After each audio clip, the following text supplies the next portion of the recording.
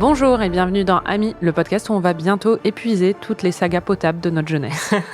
Et encore potable, t'es sympa. Bah, il y a pire. Tu veux qu'on s'inflige Divergente ? Et là, on verra ce qui est vraiment... Mais moi, j'ai toujours aimé Divergente, donc on n'est pas... D'accord. on n'est pas raccord là-dessus. Salut, moi c'est Anaïs et comme la présidente Coin, j'ai endossé le fardeau et la charge de m'auto-déclarer présidente du club des meufs Tilax. Ah waouh. Et moi, c'est Marie et coin. C'est tout ce que j'ai. J'ai pas dormi depuis 20 jours. Quelle inventivité. Cette semaine, on découvre enfin le volet final de la saga Hunger Games, La Révolte, partie 2, qui est sorti en 2015 et qui a été réalisé comme les 2 volets précédents par Francis Lawrence. C'est un film que tu n'avais pas vu, Anaïs, non. Malgré ce que tu avais affirmé sur Letterboxd. Du coup, t'avais pas vu celui-là ? Non. Menteuse, elle a menti sur Letterboxd. Faut pas croire tout ce que vous entendez et tout ce que vous lisez. Et tout ce que tu mets toi-même, parce que tu y croyais. Pensais qu'elle avait vu Oui, c'est basé sur sa propre... Mais c'est un bon rappel qu'il faut pas croire la propagande. C'est ça. Donc, c'était ta première fois. Et comme souvent, avec les premières fois, tu as eu des réactions un peu mitigées. Ça n'a pas été parfait. C'est vraiment inintéressant. Ouais. Welcome to the 76 Hunger Games. Ouais, enfin, les scénaristes, ils ont compris ce qui nous intéressait dans ces putains de films, quoi. C'est exactement comme ça que j'interagissais avec mon ex. Enfin, il a compris ce que tu voulais. C'est ça. C'est vraiment inintéressant. Ah bah ça y est, enfin, il a compris. Mon Dieu. Bon, t'es un peu dur dans ces extraits. Moi, je trouve que ce film est pas mal. Moi, je l'aime bien, ce film. Voilà. Ah bon ? Bah ouais, je Et l'aime tu bien. trouvais ça vraiment chiant au moment où j'ai dit c'est vraiment inintéressant. Hein. Oui, mais le début est inintéressant. Jusqu'au moment où ils arrivent au Capitole, je trouve ça chiant. Mais au moment où ils sont en mission dans le Capitole, là, je trouve ça cool. Non ? Moi, je suis vraiment partagée entre mon admiration pour le fait de pas succomber à certaines facilités. La manière dont le film démarre est pas du tout grandiloquente. Ils évitent le spectaculaire au maximum. Ils essayent d'avoir un côté un peu plus indé. Ils essayent de parler de politique, de guerre. Et en même temps, ça marche pas super bien. Et il y a plein de moments où je m'ennuie. Et je trouve que c'est mal structuré, c'est mal rythmé, ça a pas de style. Wow. Mais je reconnais qu'il y a plein de choses. En fait, sur le papier, il y a plein de choses qui me plaisent. Comme le fait de faire passer toute l'histoire de la romance à l'arrière-plan, ou en tout cas de l'utiliser de manière vraiment minime dans ces films. Je trouve que c'est plutôt bien, tu vois. Mais dans l'exécution, il y a plein de choses qui vont pas. Mais je dois reconnaître que oui, il y a plein de moments qui sont très divertissants et je dirais que le milieu du film est très divertissant. En tout cas, il était vraiment, quand je l'ai découvert, donc pour la première fois avec toi, c'était très fun parce que je m'attendais pas à ça. Et il y a des séquences d'action qui, au deuxième visionnage, me paraissent pas si bonnes que ça, mais au premier, ont été surprenantes et divertissantes. Oui, enfin pour moi, vraiment, ce que tu dis, le milieu, qui est le moment où ils sont en mission dans le Capitole, où Katniss veut aller tuer Snow, là, il y a un côté un petit peu, parce que ça reproduit le format des Hunger Games, justement, donc on retrouve un peu du charme, entre guillemets, des 2 premiers. Mais après, je suis d'accord que le début et la fin, ça va pas. Je suis d'accord. Ça fait beaucoup dans un film. Mais moi, j'aime bien, j'ai de l'affection pour ce film, en fait. Ouais. Voilà. Mais je pense que j'ai de l'affection pour ce film parce que je l'ai découvert à l'époque et que j'ai une nostalgie pour certains...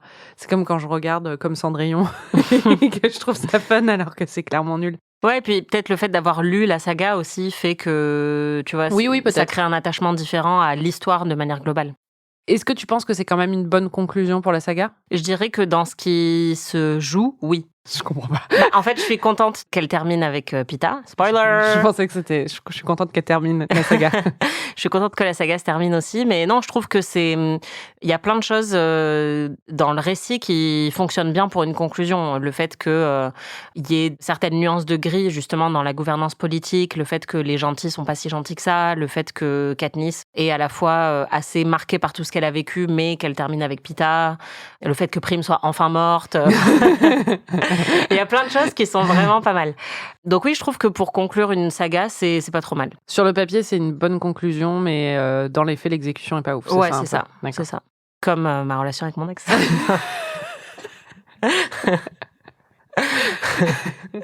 Running gag. Est-ce que tu peux résumer ce film en 30 secondes ? C'est Katniss et ses amis militaires qui font un stage de survie en environnement urbain et qui découvrent que les stations de métro, c'est vraiment terrifiant. Voilà, on peut même dire que c'est en Seine-Saint-Denis. Exactement. Ça a été filmé là-bas. et qui doivent survivre à une station de métro et à un crossover avec Katz. Donc beaucoup d'obstacles quand même dans cet épisode, enfin ce dernier film. Et la présidente Coin a les meilleures coupes de cheveux de l'histoire du cinéma. Ok, c'est un résumé, écoute... Un résumé un peu abstrait. C'est ça. Donc pour les gens qui l'ont pas vu... Ouais, alors, pour les gens qui l'ont pas vu, de manière un peu plus terre-à-terre, Katniss a été étranglée par Peeta à la fin du premier film, donc elle est un peu traumatisée. Peeta, ils essayent de le déprogrammer, puisqu'il avait subi un lavage de cerveau au Capitole, et Katniss décide de partir se venger du président Snow au cours d'une mission militaire où en fait elle et d'autres marchent vers le Capitole pour suivre la guerre et continuer de filmer des vidéos de propagande, c'est ça? Sauf que elle, sa mission secrète, c'est de tuer le président Snow. Ouais, c'est ça. Enfin, sa mission qu'elle s'est auto-attribuée. Et il y a des gens qui meurent, et ils traversent des tunnels, et à la fin, il y a plein d'explosions qui tuent Prim, entre autres, et aussi plein de civils. Et elle se rend compte que la présidente Coin est pas si gentille que ça, puisque c'est elle qui a décidé de tuer les civils pour mettre fin à la guerre. Et elle tue la présidente Coin pour éviter que l'histoire se répète. Et Très après, bien. elle se met avec Peeta et ils font un enfant. Voire deux, peut-être. C'est comme si Rosie the Riveter avait tué Roosevelt à la fin de la guerre. Tu vois. Exactement ça. Est-ce que tu as des questions? Qu'est-il arrivé à César Flickerman? Bonne question. C'est sûrement dans le livre et je n'en sais rien. Je ne l'ai pas relu, donc je ne sais pas. Voilà. Est-ce que tu crois qu'à leur mariage, Peeta et Katniss, ils ont encore raconté l'anecdote de la miche de pain? Ah, c'est possible. Est-ce que tu penses Non, qu'ils c'est ont quelqu'un découpé d'autre. un gâteau de pain? C'est quelqu'un d'autre. Tu sais, dans les mariages, tu as tout le temps les mêmes anecdotes qui reviennent dans les discours de tout le monde. Et là, c'était l'anecdote. C'était elle a failli mourir de faim et il lui a balancé une miche de pain. Ils étaient vraiment faits l'un pour l'autre.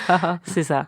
Est-ce que Tigris, elle a retrouvé du travail quand Katz est parti en tournage ou... Je sais pas. Et oui, pourquoi à un moment ils décident d'aller incognito au Capitole et de se déguiser en réfugiés et ils mettent juste des capuches alors qu'ils ont un expert maquilleur avec eux, qui est Peeta. Pourquoi ils ne se sont pas déguisés en gâteau, en arbre? Ils avaient plein d'alternatives. Non, mais même, enfin bon, sans parler de Peeta, ils ont Tigris, qui est quand même... Tigris, qui est la badass qui faisait les maquillages chats à la kermesse, quoi. Non, mais c'est ça. Et me fais pas croire que Tigris, elle avait pas des manteaux en fourrure un peu plus colorés que ça, parce que du coup, ils sont les seuls à avoir une sorte de capuche noire, on dirait Robin des Bois, au milieu de... Ouais. Alors que tout le monde dans le Capitole, tous les civils sont habillés de façon très extravagante. C'est ridicule, ce passage.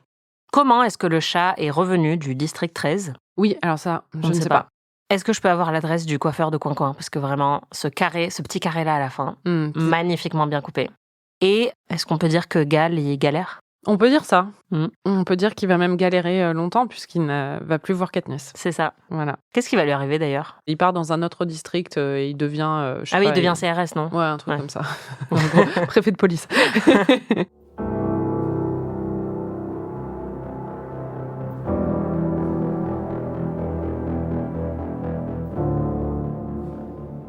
Donc on avait les... je sais pas si c'est très intéressant tout ça, mais c'est pas grave. Écoute, maintenant qu'on y est... Peut-être qu'on aurait dû choisir d'autres films. Ouais, franchement. Bon, puisqu'il faut le faire, résumons ce film.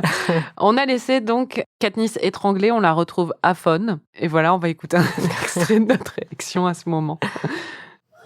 Take your time. You got a lot of swelling when you get the clothes. Ça te fait rire. Ouais, ça va nous faire du repos. Hein. Elle faisait que crier dans les films précédents, alors franchement... Bon, surtout, elle est comme ça pendant 3 secondes. Après, elle se remet à parler normalement, donc ça ne fait pas trop du repos. On dirait moi après Rock en scène. Peeta, lui, il est toujours à cran. Il est toujours anti-Katniss. Il est toujours attaché avec une camisole et le regard un peu fou. Et il y a Prim qui lui rend visite pour un peu lui dire non, Katniss, elle est gentille, tu sais, moi, tu te souviens de moi, je suis gentille aussi et tout ça. N'oublie pas, tu lui avais donné une miche de pain. Voilà, exactement, tu l'aimes beaucoup, elle a fait semblant de t'embrasser à peu près 40 fois. Tu n'avais qu'une envie à ce moment-là. En fait, moi, à chaque fois que tu disais ça, je me disais, c'est-à-dire que ça va vraiment se passer à un moment. Ouais, du coup, j'étais très contente quand elle est enfin morte. Il va l'agresser. C'est trop drôle. Voilà, on encourage la violence. Tout à fait. Je suis désolée d'être si cruelle.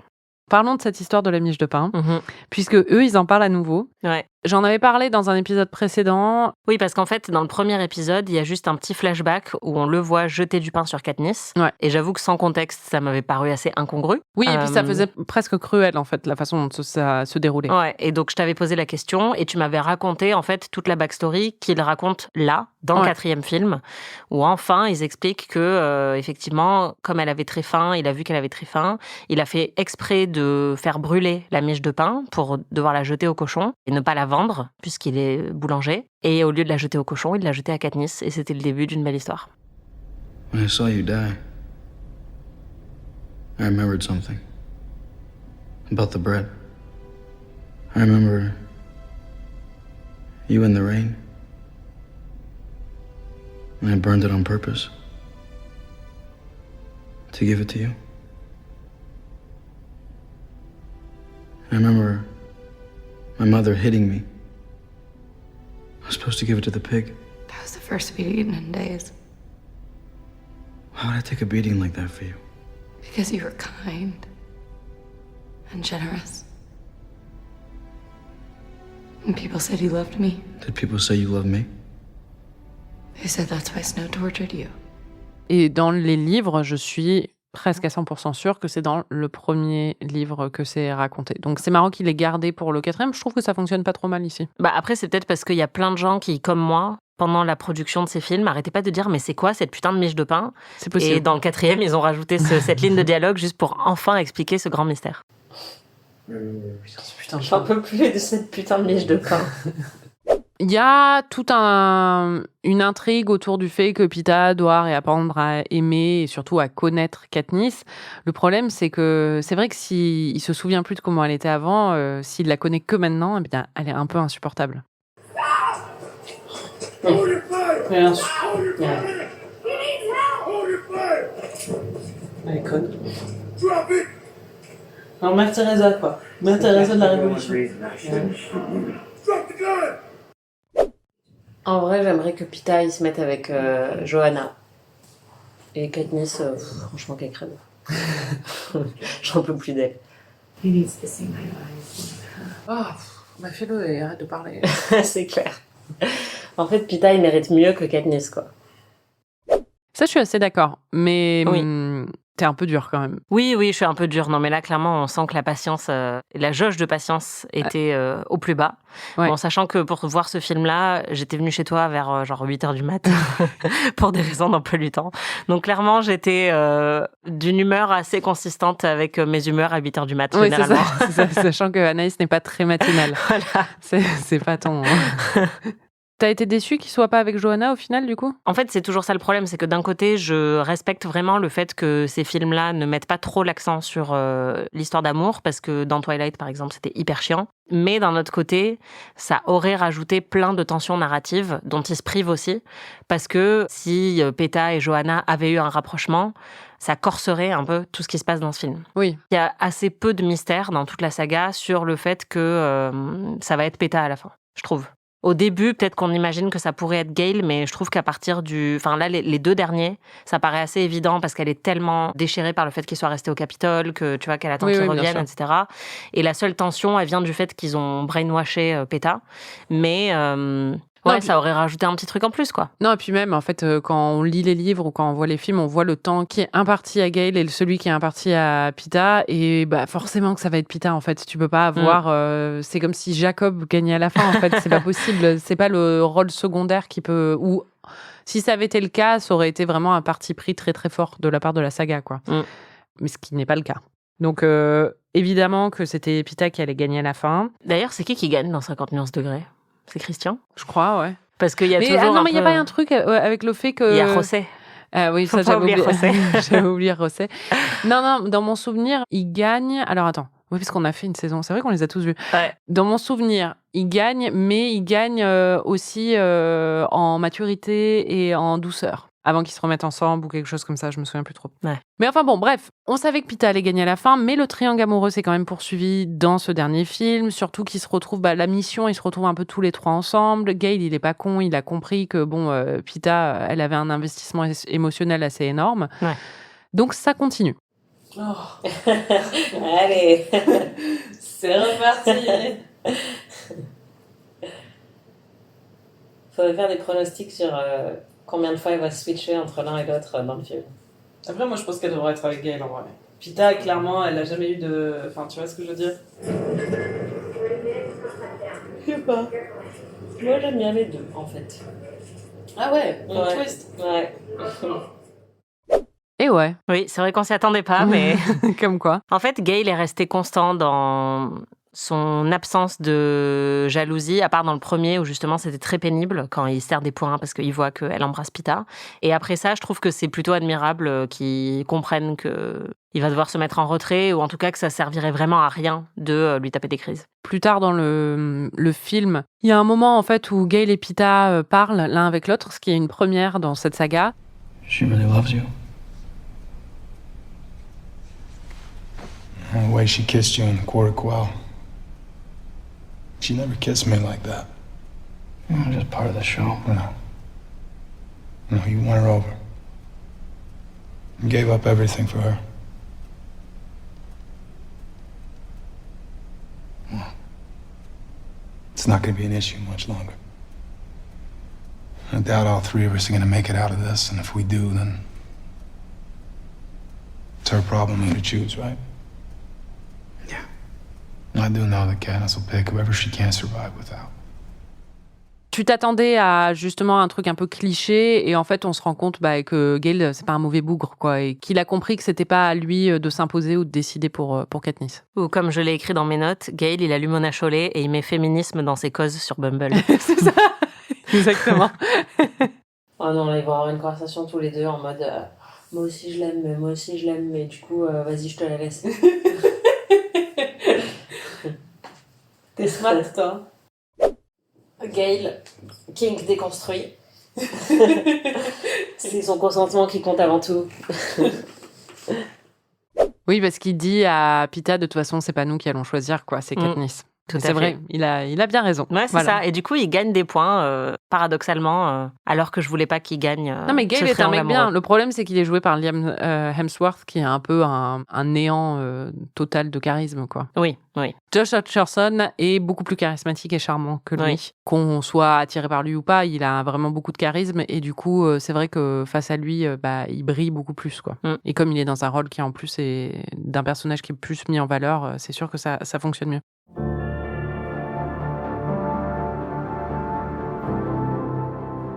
Katniss et Pita, donc, ils vont devoir réapprendre à s'aimer. Tout à Surtout, fait. Pita va devoir apprendre à aimer Katniss à nouveau.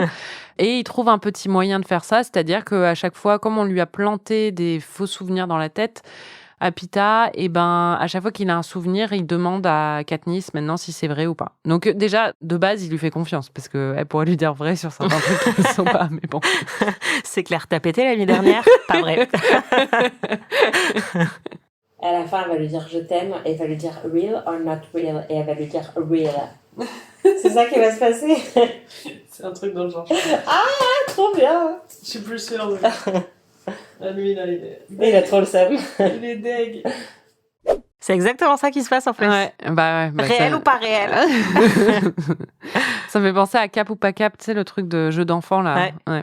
Petite parenthèse, nostalgie. C'est clair. J'ai pas revu ce film depuis le collège. Moi non plus. Je pense que c'est sans doute une bonne chose. Mais je me souviens que j'avais une amie mais c'était devenu son identité après avoir vu ce film. Moi, je me disais, c'est tellement romantique quand Guillaume Canet veut se faire recouvrir de béton. C'est le truc dont je me souviens. Qu'est-ce que c'est beau. On était très impressionnables. Exactement. Bon, en parallèle de ce triangle amoureux qui n'en finit plus, il y a la guerre qui se poursuit aussi. Et toi, la guerre, t'aimes pas ça. Et pas parce que c'est moche, mais parce que ça t'emmerde. Et que t'as pas envie de voir ça sur ton écran, quoi. Tout à fait. Je t'avoue, là. On s'en tape de ouf. Je décroche complètement. Bah oui. Pour être Enfin, on va vraiment, parler d'une les- recette de pâtes, je serais plus intéressée. Bah ouais, les stratégies militaires de Panem, vraiment, who gives a shit, quoi. Moi, je préfère quand ils se font des bisous. Hein. Et du coup, dans les livres aussi, ça passe de jeu à juste c'est la guerre, quoi. Bah oui, mais on a vu les mêmes films en fait. Parce que dans le deuxième, tu voyais qu'il y avait déjà des révoltes et tout. Oui, mais en fait, la guerre, ça m'intéresse pas. Oui, mais Genre des désolé, mais révoltes en fait, populaires. Ils tout ont ça, pas écrit oui, ça mais- pour Anaïs Bordage. Bah, ils auraient dû. Enfin, en fait, je m'en fous de l'avoir se transformé en soldat, quoi. C'est pas intéressant. Bah désolé, mais c'est ce que tu vas avoir. Enfin, dans Star Wars, c'est plus intéressant, tu vois. Et pourtant, je suis pas une big Star Wars fan. Ça y est, Star Wars, c'est devenu ta référence. La C'est meuf, clair. elle a vu Andorre. C'est clair. Non, c'est ce que je mettais dans mes copies à Sciences Po aussi. C'est pas intéressant, en fait, la guerre. Donc, si on pouvait parler d'autre chose, s'il vous plaît. Et j'aimerais quand même revenir un peu sur ce que j'ai dit parce que... Pour nuancer un peu ou approfondir ton propos. Non, mais je trouve que c'est, en fait, encore une fois, symptomatique de tous ces films, c'est-à-dire que le propos est plus intéressant que l'exécution. Et en voyant celui-là plus spécifiquement, ça m'a quand même donné envie d'aller chercher plus de contexte sur Suzanne Collins, parce que je trouve qu'il y a un intérêt qui est très marqué justement pour certaines nuances de la guerre, qu'ils n'étaient pas du tout obligés d'amener dans une saga comme celle-là. Et donc j'ai vu qu'elle descendait d'une famille de militaires et que donc elle a quand même une connaissance assez personnelle de certains questionnements qu'il peut y avoir autour de la guerre, que plusieurs membres de sa famille avait combattu au Vietnam ou pendant la Seconde Guerre mondiale. Je trouve ça intéressant aussi qu'elle ait écrit cette saga au milieu des années 2000, après la guerre en Irak, qui a été évidemment une tâche énorme pour les États-Unis, qui était basée sur un mensonge, qui a causé la mort d'énormément de civils, qui a été une énorme polarisation aussi en termes de propagande et de ce qu'on pouvait ou pas montrer à la télé, en fait, de la guerre. Et donc tout ça, c'est des thèmes qu'on retrouve dans Hunger Games et je trouve ça intéressant. Mais l'exécution n'est pas aussi intéressante que ça. Mais le sous-texte, il l'est, tu vois. C'est juste que quand tu vois ces scènes, bah, ils sont tiraillés entre les attentes d'une saga Wayé, où en fait, on peut pas non plus prendre le temps de développer des masses les questions de stratégie militaire. Peut-être le fait que, honnêtement, l'écriture et la réelle sont pas si bonnes que ça. Et le fait qu'il y a quand même des thèmes qu'ils avaient envie de creuser. Mais ils ont peut-être pas les moyens de les creuser comme il le faudrait, quoi. Ouais, c'est vrai. Là où elle est maline, Suzanne Collins, et bon, les scénaristes ont repris ça aussi, c'est que pour nous investir dans l'histoire, on était venus pour des jeux. Ben là, en fait, le champ de bataille de la guerre est transformé en Hunger Games aussi. Et surtout, il y a une gamification, en tout cas, de la guerre dans ce moment-là, puisque le Capitole, alors qu'il est envahi par les forces rebelles, et donc par aussi l'équipe de Katniss et de ses acolytes, en traversant le Capitole, en fait, ils doivent faire face à plein d'épreuves qui sont mises sur leur chemin, quoi. Et de pièges un peu exactement. sadiques. Et comme par hasard, ils ont une machine qui leur montre où sont les pièges. Donc c'est assez pratique. Mais ouais, du coup, il y a plein de petits pièges à éviter et plein de moments aussi qui est un peu comme dans le deuxième aussi avec les singes tueurs, le nuage d'acide et des choses comme ça. Là, c'est par exemple des monstres souterrains. Il y a plein de petites épreuves comme ça et ça fonctionne assez bien, tout ce passage. Ouais, ça fonctionne très bien parce que c'est assez inventif. Après, je sais pas si c'était vraiment utile d'avoir justement cette machine qui les détecte parce que ça enlève une partie du suspense. Oui, c'est sûr. Quand tu regardes un film comme Cube, par exemple, enfin, je sais que tu l'as pas vu, je voulais te le montrer pendant la saison horreur, mais tout le principe, c'est que tu sais que tu vas tomber sur un truc vraiment diabolique, mais tu sais pas où, ni quand, ni comment. Et là, ça enlève une partie de ce fun-là. Et si on veut pousser encore plus loin dans la lecture idéologique de ce film, ils disent quand même que c'est extrêmement sadique de transformer une guerre en divertissement télévisé dans le film. Ouais. Et en fait, c'est exactement ce que le film fait. Donc en fait, le film reprend l'idéologie autoritaire et malveillante du Capitole. Donc là-dessus, je sais pas si c'est vrai, on pourrait leur reprocher. Quoi. Oui, il y a un côté méta, évidemment, même si le film veut avoir un point de vue là-dessus et un propos. Mais c'est vrai qu'évidemment, après, il y a... Bah même nous, c'est là que j'ai dit « Ah, ils savent enfin ce qu'on veut » parce que enfin, les gens vont être butés de manière créative. Donc il y a un côté un peu, un peu bizarre parce que eux-mêmes pointent du doigt le fait que c'est hyper sadique et en même temps, beaucoup du plaisir du film est tiré de ces jeux sadiques. À l'origine, Katniss, elle n'est pas censée se retrouver au Capitole dans ce moment-là, mais elle décide de s'immiscer dans un avion pour aller sur le front, en fait, pour tuer le président Snow, tout simplement, en toute simplicité. Et par s'immiscer, tu entends juste grimper dedans, sans que personne lui dise quoi que ce soit. Exactement. Et ce qui est bien, c'est que quand elle sort de cet avion, tu te dis quel est son plan pour être incognito, bah elle en a pas. Elle sort et comme c'est le visage le plus connu, capuche. Voilà, le visage le plus connu de Panem, bah ça marche pas trop. Ce qui est bien, c'est qu'elle n'est pas du tout reconnaissable, donc elle va vraiment passer incognito. C'est clair. Ouais, bonjour, je suis venue pour tuer le président. C'est par où pour tuer le président ? Très vite, Coin utilise ça à son avantage. Elle organise en fait une mission de propagande où Katniss retrouve ses coéquipiers habituels. Il y a aussi Finnick qui la rejoint, son équipe de tournage. Il y a Boggs, Mahershala Ali qui est là aussi. Et il y a Michelle Forbes aussi qui jouait Marianne dans True Blood et qui jouait dans Firefly aussi, je crois, de Joss Whedon, qui rejoint l'équipe aussi comme en tant que militaire. Elle est, c'est la deuxième l'adjointe de Boggs. Elle est La commis. Elle est là avec Boggs Et on lui fait pas trop confiance. Ouais. Non, mais ce qu'on comprend en fait, c'est que Coin fait venir Pita dans tout ça, et quand il arrive, tu te dis wow, qu'est-ce qui se passe, c'est quoi ce délire? Et en fait, c'est clairement parce que bon, l'argument c'est que c'est de la propagande, donc il faut aussi qu'il y ait Pita, le visage, tout ça très connu de tout le monde, qui soit là. Mais en gros, ce qu'on comprend, c'est que, parce que Boggs le dit aussi à Katniss, c'est que Coin, elle aimerait bien se débarrasser de Katniss, parce que Katniss, elle devient un peu trop présente, et que si elle était morte, ça en ferait une héroïne tragique et une sacrifiée pour la cause, une martyre. Et ça la rendrait moins menaçante. Voilà. Elle serait tout aussi efficace sans être menaçante. Why would Coin do this?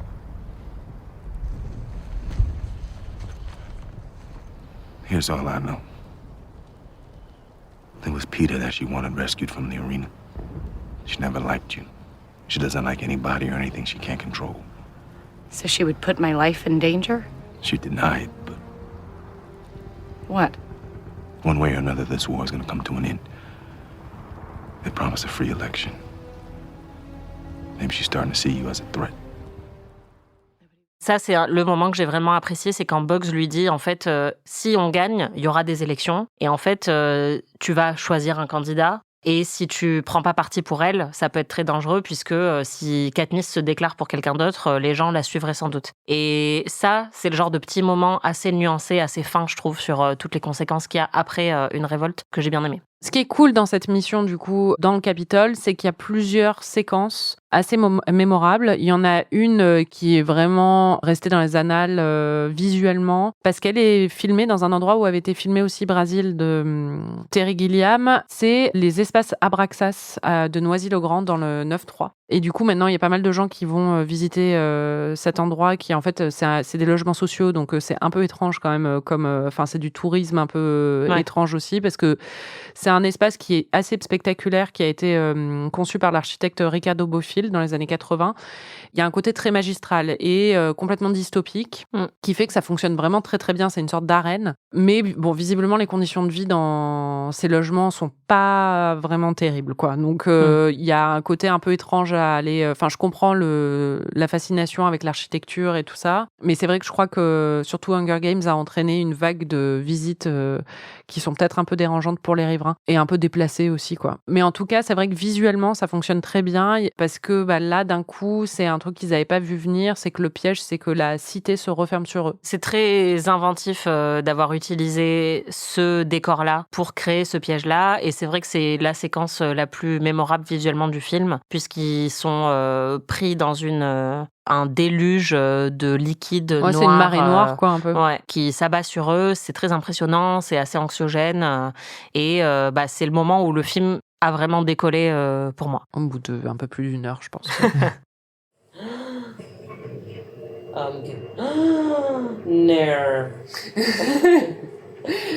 Ils ont fermé la porte de la cité.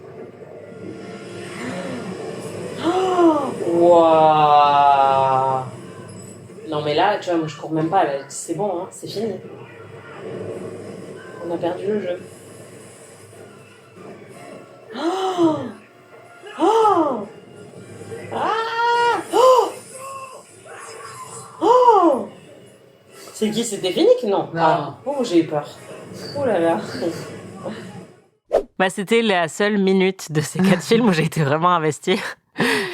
Oui, c'est ça. Puis bon, Finnick, on en reparlera. Ouais. Non, celui qui va mourir dans ce moment, c'est Boggs. C'est même un petit peu avant, non? C'est juste avant, oui. Ouais. C'est juste avant la marée noire. Et il la prévient que Coin a des intentions, des mauvaises intentions envers elle, quoi. Veut la tuer, veut l'éliminer, et il lui dit de ne faire confiance à personne. Et il lui dit, moi, je m'assurerai toujours que tu sois en vie. C'est super émouvant. Et après, paf, il est mort. Ok. Boggs out. Ça, c'était ta réaction pas hyper émue? Non, ça arrive un peu vite, en fait, sa mort. J'étais là, ah, d'accord. Oui, je suis d'accord. C'est pas très, très émouvant. Mais tu m'as fait rire parce que tu as commenté sur, justement, en fait, là, il y a vraiment des grosses, grosses ficelles. C'est-à-dire qu'il y a aussi un des deux jumeaux. Castor et Pollux. Castor et Pollux, voilà. Il y en a un des deux qui meurt. Et évidemment, juste avant, ils avaient eu leur moment aussi. Hey. Hey. You gonna be okay? Look at me. Look at me. We're gonna get through this. I promise.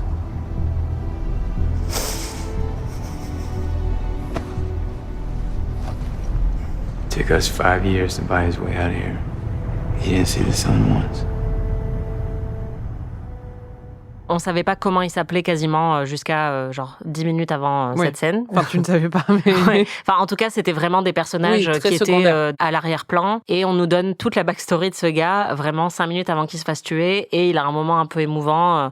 Et avec Bugs, on l'avait un peu plus découvert, mais pareil, c'est pas un personnage avec lequel on a passé beaucoup de temps. Et juste avant leur mort, d'un coup, ils deviennent intéressants dans le récit. Bah là, oui, c'est sûr qu'il y a le petit moment... N'oubliez pas de vous attacher à ces personnages. Ils vont mourir très prochainement. Il n'y a pas que cette scène qui a été tournée en France. Ça a été un lieu de tournage assez important pour ce volet de Hunger Games. Il y a un endroit qui est à Ivry-sur-Seine. C'est quand ils sortent en fait du sous-sol. Il y a une forme d'architecture un peu en forme d'étoile. C'est les étoiles de Renaudie ou Cité du Parc à Ivry-sur-Seine. Donc ça, c'est aussi un autre endroit du Capitole. En fait, ils ont beaucoup tourné en banlieue parisienne pour l'aspect un peu, justement, l'esthétique du Capitole. Ça fonctionne très bien, je trouve. Et il y a un moment, nous, on pensait que c'était aussi à Paris parce qu'on a cru reconnaître les couloirs du RER. Enfin, moi, j'avais l'impression que ça ressemblait à Aubert. Mais en fait, c'est à Berlin pour le coup, c'est le Zob à Berlin. Le Zob. Ouais, c'est rigolo comme nom. Par contre, c'est vrai que le château dans lequel se trouve Snow, c'est le château de Voisin qui est à Saint-Hilarion. Je crois que c'est dans les Yvelines, enfin en tout cas c'est en France, donc c'est esthétique très Frenchy et noté aussi. J'ai dit pendant le visionnage, j'étais là, on dirait David Hallyday. Et en fait, après, j'ai lu dans le truc et il y a quelqu'un qui nous a envoyé un message aussi en disant, faut préciser qu'il y a David Hallyday, c'est vraiment David Hallyday qui est un des gardes dans le château à la fin, c'est David Hallyday. On le voit une demi-seconde, mais c'est lui. Génial. Et pourquoi ? Je sais pas. Sa fille devait être fan de The Hunger Games, Ouais, peut-être que lui. Il devait être pote avec quelqu'un qui bosse sur le film. Exactement, c'est très drôle. Sinon, c'est trop random, quoi. Ouais, du coup, tu as reconnu cette esthétique un peu très, très française. Ouais, ils ont vraiment décidé que le Hunger Games 4, c'était la France, quoi. De ouf. Le Capitole, c'est pareil. Ils se sont dit une dystopie autoritaire. La France. Ouais, no comment. Exactement. Après ce moment dans l'espace Abraxas, là, enfin ce moment marée noire, ils poursuivent leur aventure et ils passent au sous-sol. Donc c'est là où on pensait que c'était dans les couloirs du RER, mais non, c'était à Berlin. Visuellement, c'est assez cool. Enfin, franchement, je trouve que les lieux de tournage sont vraiment très bien trouvés pour tout ce film, quoi. Ils ont fait un très beau travail sur les décors et c'est le film qui a les décors les plus mémorables de très très loin. Ah oui, clairement. Je pense que déjà, tu vois qu'il y a beaucoup plus de moyens que dans le premier, par exemple, où on était un peu aussi au Capitole, mais moins longtemps. C'est ça qui manque. Enfin, dans une dystopie ou dans les films de science-fiction, l'accent sur le visuel, il est énorme. Oui, une identité visuelle un peu, quoi. Ouais, et dans cette saga-là, c'est vraiment ça qui manque. C'est fou d'avoir dû attendre le 4e volet pour avoir un tout petit peu de ça, parce que ça reste quand même pas extrêmement bien filmé, je trouve, mais au moins les décors sont impressionnants. Et là, donc, il passe au sous-sol et il va y avoir une scène qui est très clairement inspirée de films d'horreur. Même moi, j'ai reconnu The Descent que tu m'as fait découvrir pendant notre saison horreur. Enfin, c'est assez clair, c'est-à-dire qu'il y a des moments un petit peu claustro, mais beaucoup moins efficaces que dans The Descent. Et après, il y a des monstres qui ressemblent beaucoup aux monstres de The Descent. Ouais, voilà, c'est des mutants, comme ils les appellent. Qui vivent sous le sol. Ouais, qui ressemblent beaucoup à des très gros golems. Et oui, en fait, c'est plein de clichés du film d'horreur, ou en tout cas plein de codes du film d'horreur, les espaces sombres, exigus, avec voilà des bêtes qui grouillent dans le noir, mais qu'on n'arrive pas bien à voir.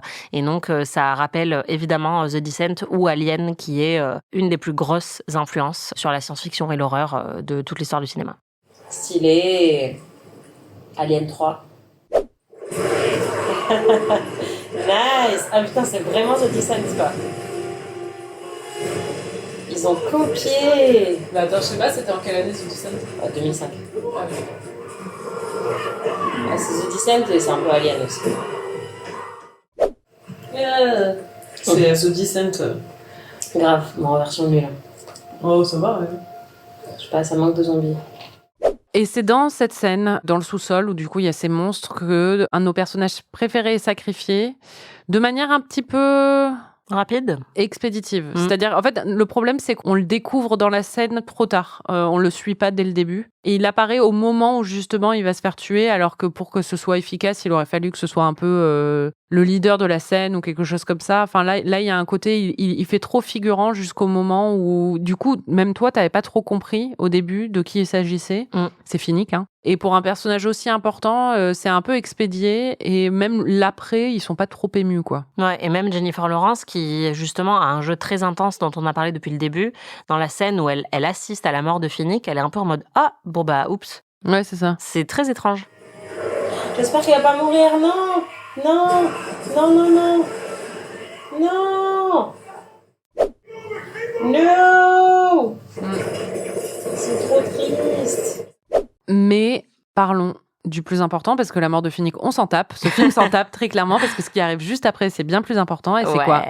C'est que Peeta et Katniss, ils se font un bisou, et pour le coup, c'est un vrai bisou. C'est ça. Ils sont en train de courir dans les couloirs, et ils ont peur, et ils sont traumatisés, et tout le monde s'est fait tirer dessus. Et Peeta a encore du mal à distinguer la réalité de ce qui lui a été inculqué pendant son lavage de cerveau. Il a des moments où il vacille un petit peu mentalement, et là, ça lui arrive alors qu'ils sont en pleine course-poursuite et qu'il faut aller très vite. Il commence à paniquer et il dit, je crois même, laissez-moi, ou quelque chose comme ça. Enfin, il veut être abandonné par le reste de l'équipe, et là, Katniss, elle lui dit non, regarde-moi. Et elle l'embrasse, et c'est un baiser qui est très réussi, je trouve, un beau baiser de cinéma, et j'étais ravie.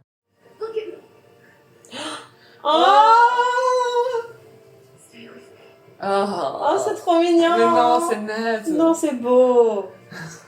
Non, là, franchement, c'était un beau baiser. Non, moi, j'ai aimé. Je trouve ça cliché. Ouais, ça n'a pas marché sur toi. Non, je trouve vraiment. Enfin, je trouve ça cliché. En fait, c'est comme le Stay With Me. C'est vraiment. Oui, mais c'est parfois comme les clichés, c'est bien. Tu vois, dans Reviens-moi. Mais t'aimes bien Reviens-moi, non? Ouais, mais je supporte pas ce moment où elle lui fait Come back to me. Oui, c'est vrai. Back. Oui. Come back. Tu vois, et là, c'est pareil. Stay with me. Pour moi, c'est tellement cliché d'utiliser un baiser pour réveiller la personne. Ouais, mais moi, ce que j'aime bien, c'est que... Fous-lui une baffe, quoi. Non, moi, j'aime bien que, encore une fois, on ait une inversion des rôles genrés où c'est lui qui est en position de détresse et de faiblesse. Et c'est elle qui, à la fois, fait preuve de force mentale, mais aussi va le ramener à la réalité avec un baiser, alors qu'en plus, elle a une ambivalence sentimentale envers lui depuis le début des films. Et là, elle bascule de l'autre côté, et c'est elle qui est beaucoup plus en contrôle dans cette scène, et du coup, j'aime bien. Le fait qu'elle prenne les devants romantiquement, alors que c'est la fille et qu'elle, c'est le garçon. Oui, si tu veux. Eh ben, moi, j'aime bien. Un bisou, en fait.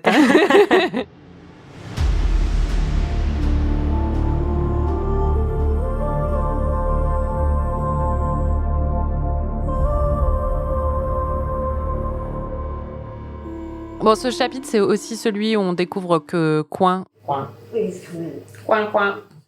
devient la méchante de The Hunger Games. Enfin bon, c'est pas une des méchantes. Voilà, Snow est clairement le méchant, mais on se rend compte qu'en fait le pouvoir pervertit tout le monde, n'est-ce pas? Après, moi, du coup, je l'ai trouvée très divertissante dans ce film Coin, parce que il y a un côté presque camp dans sa manière de jouer le rôle, alors que c'est un film qui est trop sérieux, je trouve. Mais elle a certains des meilleurs moments, quand elle dit j'ai endossé la charge et l'honneur de m'autoproclamer présidente. Enfin, c'est très très drôle, quoi. T'as un peu envie de lui dire yes bitch, même si elle est horrible. Elle a un côté très froid, calculateur, très détaché, qui fonctionne assez bien parce que c'est Julianne Moore qui, en plus, c'est totalement le genre de rôle qu'elle aime bien jouer, en fait, où elle a une douceur. C'est jamais une actrice qui va élever la voix dans aucun de ses films, mais en même temps, il y a toujours quelque chose de très froid, où t'as envie de lui faire confiance, et en même temps, elle peut très vite retourner sa veste. Et donc, elle a été très bien castée pour ça. C'est quoi déjà la phrase dans May December, là, qu'elle répète tout le temps? Are you scared? Are you scared? Don't be scared. Don't be scared. C'est ça, c'est vraiment devenu un peu sa marque de fabrique ces 15 dernières années, je dirais. Elle joue beaucoup de rôles comme ça qui sont ambivalents, qui sont à la fois séduisants et doux, tout en ayant un tranchant qui se révèle à un moment. Et ouais, moi, elle m'a du coup beaucoup divertie, et notamment quand elle hack le système télévisuel qu'utilise Snow pour faire ses allocutions, et elle se met à s'adresser au peuple à sa place, et je sais pas, ça m'a beaucoup fait rire. Good evening. For those of you who don't know me, please allow me to introduce myself. Nice. I'm the real Slim Shady. Bon, il faut parler de l'explosion finale qui met fin à la guerre, même si tu n'avais pas trop compris que ça mettait fin à la guerre. Une explosion uniquement littérale, pas vraiment artistique. Le président Snow fait une allocution et il dit « Venez tous dans ma demeure, vous serez accueillis avec de la nourriture, etc. » C'est évidemment un piège et c'est pour le coup assez fou de voir... Là, encore une fois, moi, j'étais assez impressionnée de voir que Hunger Games saisissent si bien ce genre de cruauté. Enfin, c'est difficile de voir des scènes de massacre de civils avec une promesse de bouffe à l'arrivée et de pas penser en fait à l'actualité en ce moment à Gaza. Et donc, voir ça, c'est assez glaçant aujourd'hui. Et donc, toute la foule se dirige vers les portes, les grilles du château de Snow, en espérant trouver un refuge et de la nourriture.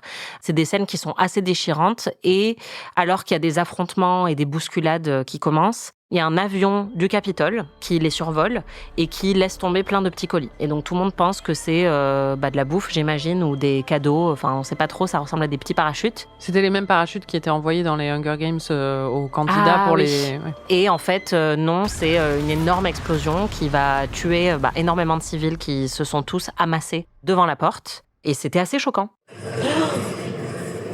Waouh, le bâtard. Et ce que tu attendais, souhaitais même, est enfin arrivé. Je me sens un peu mal, franchement. Grâce à cette explosion.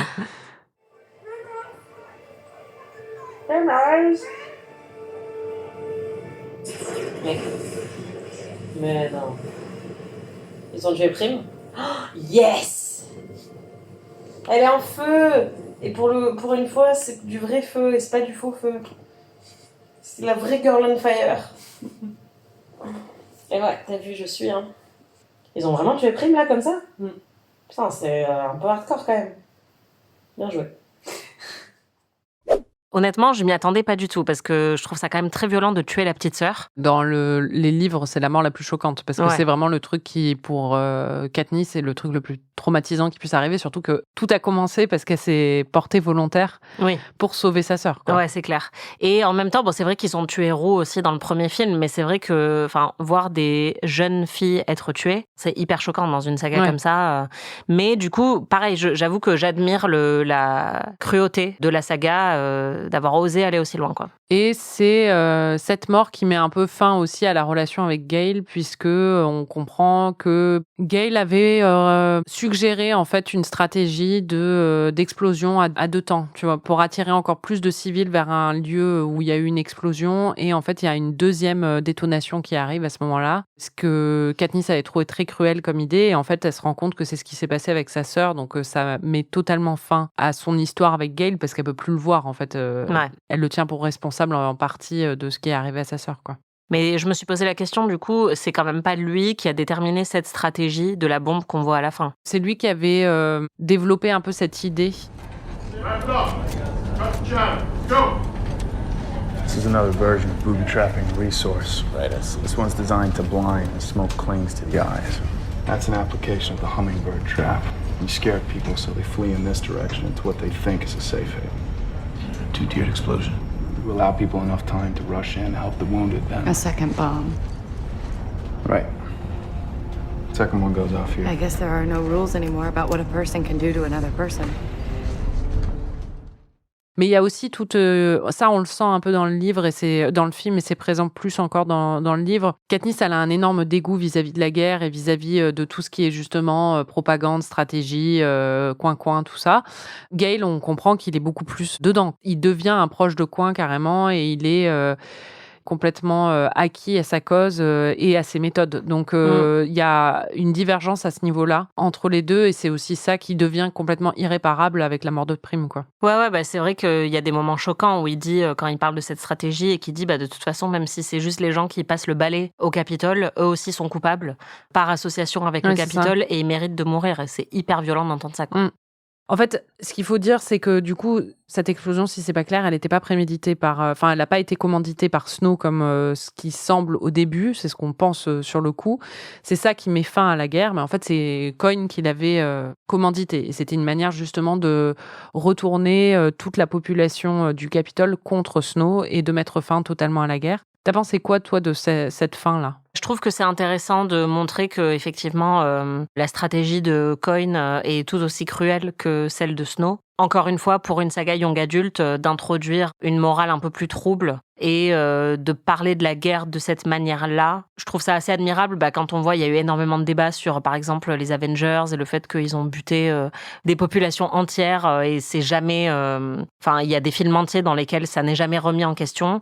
Là, avant ça, il y avait déjà des films Hunger Games qui traitaient avec un petit peu plus de nuances et d'intelligence l'impact de la guerre et les intentions plus ou moins troubles des dirigeants. Le problème, encore une fois, c'est le décalage entre ce que le film veut dire et la façon dont il le dit, parce que visiblement, c'était pas très clair, même le fait que la guerre soit finie, en fait. Alors, t'étais peut-être pas hyper réveillé, mais je pense qu'il y a un problème d'écriture, clairement. Enfin, en tout cas, on le voit pas, c'est raconté à Katniss. Du coup, il faut suivre à ce moment-là, ce qui n'a pas été trop ton cas lors du premier visionnage. Mais c'est vrai qu'on a un peu l'impression... Après, ça fait partie aussi du truc, c'est qu'on a l'impression, on se dit, waouh, la guerre s'est terminée comme ça, c'est ça la résolution. Et après, on se rend compte qu'en fait, il y a un plot twist qui est que c'est Coin qui avait commandité ça, et du coup, la guerre n'est pas vraiment finie. Mais ils sont où? La guerre, c'est fini. Tout le monde s'est retourné contre Snow, vu qu'il a même bombardé ses propres gens. Donc, tous les gens qui étaient même... D'accord. Tous les gardes et tout ça, comme ils avaient de la famille dans le peuple, ils ont... La guerre est finie. C'est ce que Emmett vient d'expliquer. Ouais. D'accord. Et on l'a pas vu, du coup. Qui? La guerre se finir. Il vient d'expliquer. Et Snow, il est arrivé quoi? Tu verras. Et on découvre vraiment toute l'étendue de la capacité de Coin à être mauvaise, en fait, à être une vraie méchante, quand elle suggère carrément de faire des nouveaux Hunger Games avec les jeunes du Capitole. Une proposition qui n'a pas eu l'air de te séduire. I offer an alternative plan. A majority of 4 may approve it, no one may abstain. The proposal is this. In lieu of these barbaric executions, we hold a symbolic Hunger Oh la Games. pute. Yes. N'importe quoi. N'importe quoi. Marie. On est d'accord? Je sais pas, tu vois. J'adore, parce qu'à chaque fois que Marie dit « je sais pas, tu verras », c'est... je sais qu'il faut que je me prépare À quoi? à un petit twist. Ah, en même temps, que Avec le répondre? petit sourire en coin. Que répondre? Je sais pas. Oui. Non, c'est pas facile d'être dans cette position. Non, pas du tout. Il se passe quoi avec le retournement de film? Parce que là, à ce moment-là, Katniss accepte les Hunger Games. Oui. Et on se dit, bizarre. Certes, elle est motivée par une vengeance envers Snow depuis le début. Et donc là, elle dit « j'accepte qu'on organise de nouveaux jeux si, en échange, tu me laisses tuer Snow ». C'est au nom de Prime aussi qu'elle le fait, parce qu'elle vient de perdre sa sœur. Mais ça paraît quand même un peu gros, justement, quand elle a, comme tu l'as très bien dit, un dégoût profond pour la guerre et pour les Hunger Games. On a du mal à accepter que ce personnage-là dise oui, allons buter d'autres gosses. Et ce qui se passe, c'est que le jour de l'exécution de Snow, donc Katniss, dans une nouvelle mise en scène au Capitole, devant la foule, doit l'exécuter. Et évidemment, ils ont placé Snow juste devant la présidente Coin, qui est genre un peu surélevée par rapport à lui. Et donc, les deux sont pile dans sa ligne de mire. Et donc là, tu dis, bon, ok, d'accord, elle va tuer Coin, c'est évident. Et c'est ce qui se passe. Bon, donc Katniss va tuer Coin et elle va tuer Snow. Et il va pas y avoir de Hunger Games parce que ce serait débile. Je les sens plein de lait. Et ensuite, elle va dire à Péta, je t'aime. Et elle va dire à Gal, va te faire niquer. Elle lui a déjà dit, elle. Ouais, ça va. Ah oui, elle va faire semblant. Elle va tuer Coin. Et Snow. Elle va tuer tout le monde en fait. T'as trouvé ça crédible? Ce que j'ai trouvé pas hyper crédible, c'est... Après, elle s'apprête à mourir, Katniss, parce qu'elle a même pris une petite capsule au cas où. Donc, elle est vraiment prête à se sacrifier pour mettre fin au cycle de violence et des Hunger Games. Mais on se dit quand même, là, elle est en train d'exécuter la présidente en fonction, devant tout le monde, ce qui est pas hyper subtil, mais ils adorent faire des assassinats devant tout le monde dans ce film. Ouais. Il l'a empoisonné devant tout le monde. Ah, ok. Et donc, moi, je me suis dit, est-ce que le peuple va être hyper chaud par le fait que Katniss vient de buter la nouvelle présidente, qui est censée avoir libéré tout le monde, tu vois? Mais il se trouve que oui. Et en fait, ça nous ramène au problème qu'a cette saga depuis le début, c'est que le peuple n'est pas incarné et qu'on ne sait pas vraiment ce que pense le peuple, à part dans de brèves séquences et à part avec des groupes très spécifiques de rebelles, etc. Mais en fait, la population lambda, qui juste a vécu cette guerre, a regardé les écrans comme tout le monde, on ne sait pas exactement ce qu'elle est en train de vivre à ce moment-là, qu'est-ce qu'elle pense de la présidente Coin. Et donc, c'est assez pratique. Ils se jettent tous sur Snow pour le tuer tuer et ils s'en tapent que Katniss vienne d'exécuter la présidente. Je suis pas sûre qu'ils s'en tapent, hein, parce qu'elle est quand même... Elle est mise dans une cellule après, oui, c'est ça. et puis quand elle part dans le district 13, c'est un peu en mode, bon, tu vas faire profil bas, et puis peut-être qu'un jour, quand tu croiseras des gens, ils essaieront pas de te tuer, quoi. Mais enfin bon, clairement, il y en a pas mal qui sont d'accord avec ce qu'elle a fait, mais c'est pas non plus, ça fait pas l'unanimité d'avoir tué la leader de la rébellion devant des millions de personnes, quoi. Ouais. Non. Avant de passer à la toute fin, à la conclusion de ce chapitre, il y a un moment très très important. Oui, crucial. On va entendre ta réaction. Oh, oh, hello. Oh. Haymitch fait un petit smack à Effie Voilà. avant de partir. Et c'est un smack un peu genre, on se comprend. Ouais, c'est ça. To be continued. C'est peut-être la continuation de quelque chose qui a déjà commencé. Enfin, moi, c'est comme ça qu'on le sent. Oui, on sent que, bon, il y a déjà eu un petit rapprochement et ce n'est pas la fin de leur histoire à tous les deux. Exactement. Et ça me réjouit vraiment.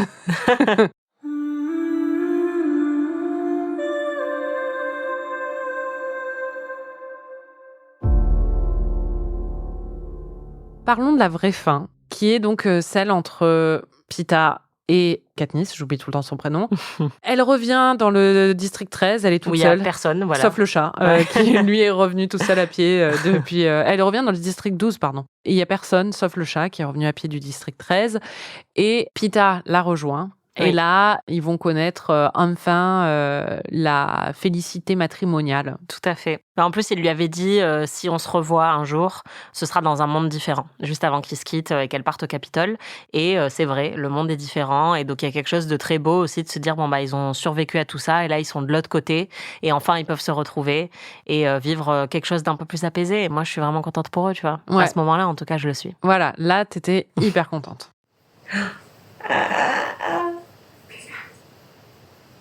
Ouais. Ouh. Ça serait couleur de cheveux, c'est intolérable. Il s'aime, il regarde la pluie et il s'aime. Pourquoi je suis une niaise comme ça? Je sais pas. Qu'est-ce qui m'arrive? Moi, je pense que c'est ta vraie essence. qui C'est s'exprime. clair, ma vraie nature. Elle va aller dormir avec lui, elle va lui dire je veux pas dormir toute seule. Real! J'avais dit, je suis trop forte. Donc là, tu étais très, très d'accord avec tout ce qui se passait. Bah oui. Et t'étais Moi, j'ai même... toujours été Team Péta. Hein. Oui, puis très niaise, là, un peu quand même, tu le dis toi-même. Bah ouais. Mais je sais visiblement, pas. le film t'a surniaisé. Même moi, j'ai mes limites. Exactement, parce que c'est vrai qu'on a le droit à une conclusion. Bah, la même que dans Notting Hill, hein, j'ai envie de dire. Ouais, ben c'est la même dans le livre, dans mon souvenir aussi, où c'est-à-dire qu'ils sont dans un pré et puis ils ont leurs deux enfants. Elle en a un sur le sein et l'autre qui court voilà. dans les champs. Et elle est habillée en petite robe à fleurs parce qu'évidemment, maintenant, elle s'habille plus en pantalon parce qu'elle a des enfants. Mm. C'est un peu cliché et c'est très tradi, quoi. Enfin, c'est un peu... Mais en même temps, tu comprends le truc parce que ça a été toute la noirceur du monde d'avant. Bah, eux, maintenant, ils bâtissent quelque chose de plus joyeux. Leurs enfants vont pas être menacés par les Hunger Games et tout ça. Mais est-ce qu'on a besoin de le faire avec des codes aussi traditionnels? Bah non, c'est ça. En fait, elle a pas besoin d'avoir un chemisier à fleurs. Enfin, moi, ça, c'est un truc qui m'horripile vraiment et qui m'a horripilé dans certaines comédies romantiques qu'on avait vues ensemble pour le podcast. Pour le coup, c'est là que je me souviens de qui je suis vraiment. Mais quand je vois des scènes comme ça, ouais, ça me donne envie de brûler l'écran, quoi. Enfin, on peut trouver l'amour, en fait, ou vivre une relation très belle et très apaisée sans déjà avoir des enfants, mais on peut aussi en avoir, évidemment, et sans gambader dans un pré fleuri avec un chemisier fleuri. En fait, Oui, on peut aussi après- ne pas aimer les fleurs, tu vois. Non, mais... Waouh, ok, big words. Non, après, le truc des enfants, pour moi, ça se défend vraiment là, dans le sens Oui, où... oui. Enfin, tout le propos du Hunger Games, c'était des enfants qui s'entretuaient, Oui, tu oui, vois. oui. Donc, Et le la fait qu'il- cruauté envers les enfants a été un fil conducteur Voilà, pendant c'est tous ça. les films. Donc Oui, le oui. fait de finir sur des enfants heureux et les enfants de Peeta et Katniss qui sont heureux, ça je trouve que ça Oui, la c'est très saga beau. l'a mérité. Oui, contrairement à, je pense que j'ai encore des résidus par rapport à 50 Shades, justement. Oui, où oui, c'est là, ça. ça arrivait vraiment en mode, pareil, elle est enceinte de triplé, il y en a 5 qui courent dans J'avais les oublié. champs. Bah, tu vois, Tu t'en souviens. Et ouais, c'est exactement la même fin en fait. Mais pour le coup, t'as raison. Dans Hunger Games, c'est totalement justifié et c'est même très beau et très poétique.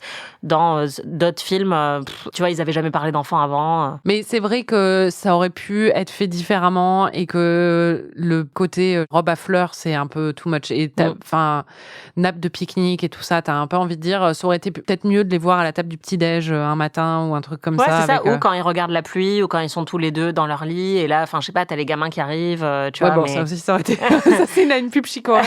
Enfin, remarque, ma table du petit-déj aussi. Mais là, ouais, enfin, c'est très normatif en fait. Et bon, voilà, ça reste un film hollywoodien, tout ça. Mais c'est vrai que on en a déjà parlé des milliards de fois. Parfois, l'accumulation de ce genre de clichés dans beaucoup d'œuvres de pop culture finit par être pesante.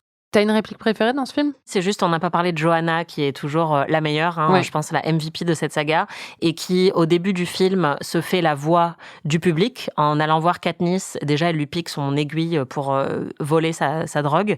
Et ensuite, elle lui dit « T'es vraiment chiante à vouloir sauver tout le monde, là, avec ton petit numéro. Enfin, vraiment, t'es insupportable. » Donc, elle lui balance plein d'insultes et à la fin, elle lui dit « N'hésite pas à le prendre personnellement. » J'ai trouvé ça très bien décrit. So what are your injuries? Bruised ribs, bruised lung. I'm surprised they haven't found you a new lung. I mean, I've got two. Do you want one of mine? I mean, it's everybody's job to keep you alive. Is that why you hate me? Partly. You're also a little hard to swallow. The whole tacky romance drama and the defender of the hopeless act, even though it's not an act, which makes it even more unbearable. Feel free to take any of this personally. C'est la fin de notre visionnage donc de The Hunger Games. On peut pas s'arrêter sans faire un petit classement des films Hunger Games. Comment tu les classerais, ces 4 films ? Moi, je sais comment tu les classerais. Ah ouais ? Vas-y. Ouais. Tu mettrais le 2 en premier. Ouais. Je pense que tu mettrais le 4 en deuxième. Sans doute. Le 1 en troisième et le 3 en dernier. Ouais, c'est ça. J'hésite entre le 4 et le 1 parce que... Je me doutais que t'hésitais. Ouais. Tu me connais si bien. Et toi, pareil ? Non, moi je ferais 2, 1, 4, 3. On est d'accord sur le fait que le 2 est le meilleur et que le 3 est vraiment le plus nul, quoi. Ouais. Et les deux autres, ils se valent, je trouve. Oui, je suis d'accord. Je me suis aussi posé la question en le revoyant de est-ce qu'on aurait pu recaster les réals de ces films ? Parce que pour moi, un des plus gros problèmes, c'est que ces films manquent de style. Et Francis Lawrence, désolé à lui, mais il n'est pas Spielberg. Or, je pense que beaucoup de sagas de fantasy qu'on adore, on les adore aussi parce qu'elles sont époustouflantes visuellement, que ce soit Le Seigneur des Anneaux avec Peter Jackson ou que ce soit les films Harry Potter et notamment le fait qu'un grand réal comme Alfonso Cuarón en ait réalisé un. C'est devenu aussi un peu la marque de fabrique de Marvel de faire intervenir des réalisateurs issus du monde indépendant avec une vraie patte visuelle pour s'approprier l'univers Marvel. Et donc, je me suis demandé si tu avais pu choisir un autre réal pour les films Hunger Games, qui t'aurais choisi ? Je pense parce qu'on a eu la référence Alien tout à l'heure, j'ai pensé à James Cameron. Ouais, moi aussi, c'est celui que j'aurais choisi. Ouais. Et aussi Denis Villeneuve, pour le côté dystopique et tout ça. Parce que ça aurait claqué un peu. Ouais, parce que Denis Villeneuve, c'est vraiment illustré justement comme ce genre de réalisateur. Enfin, et puis sur les adaptations, voilà, exactement. Ouais. Donc, non, carrément. Ouais. Et James Cameron, sachant qu'en plus, il y a la référence à Alien, mais il y a aussi un peu de Titanic dans le 3. J'aurais vraiment été très curieuse de voir les Hunger Games de James Cameron. Et ouais, j'avoue, Denis Villeneuve, très bon choix aussi.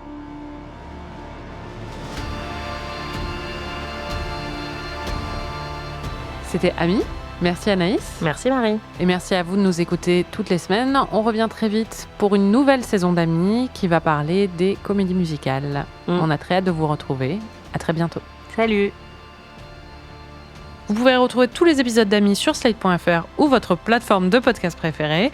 Si vous avez aimé cet épisode, vous pouvez nous laisser 5 étoiles et un petit commentaire où vous pouvez nous hyper auprès de tous vos amis. N'hésitez pas à partager vos impressions sur notre compte Instagram Amis le podcast. On adore vous lire. On se retrouve la semaine prochaine pour de nouvelles aventures. Salut! Amis est un podcast d'Anaïs Bordage et Marie Telling, produit par Slate Podcast. Production éditoriale, prise de son et réalisation, Aurélie Rodriguez.